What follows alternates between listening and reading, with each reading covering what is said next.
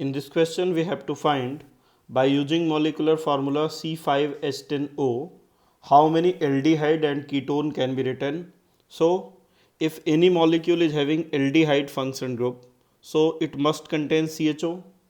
Now, C4H9CHO aldehyde is possible. Now, by using C4H9, we can write 4 radical. So, total 4 aldehydes are possible.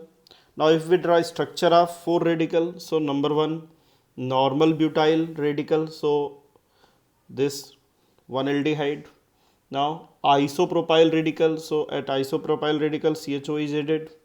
Now, secondary butyl and isobutyl radical. Now this is isobutyl radical and CHO, and one is tertiary butyl radical and CHO.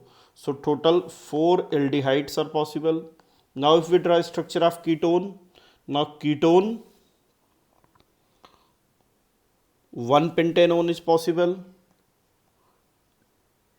2 pentanone is possible, and now from C3H7 radical there is one possibility of isopropyl group. So isopropyl and methyl.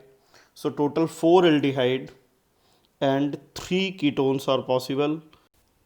So 4 structural isomeric aldehyde are possible and 3 ketones are possible. Now out of 4 isomeric aldehyde, one is optically active having chiral carbon. So 2 isomers are possible from this R and S.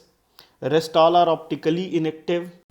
So total aldehyde possible are 5 aldehyde and 3 ketone, and hence correct answer is B.